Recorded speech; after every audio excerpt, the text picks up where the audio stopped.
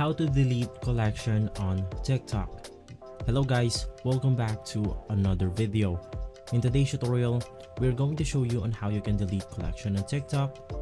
This is a thorough guide, so you should be able to follow easily. Now, first things first, you want to go ahead and make sure that you have the latest version of TikTok installed to your device in order to ensure that you have the feature that we are going to be demonstrating in this video. Now, once inside the TikTok application, you can just go ahead and click on your profile right here.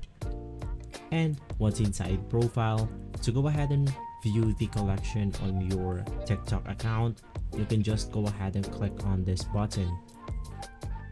Now, inside this button, we then have these subcategories right here.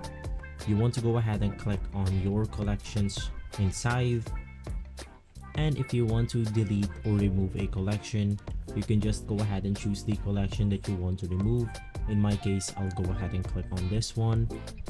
And once inside, you want to click on the share button at the corner of your screen. Inside, we then have the ability to delete collection.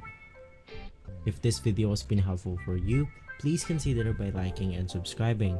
I'll make sure to see you again next time. And as always, thank you.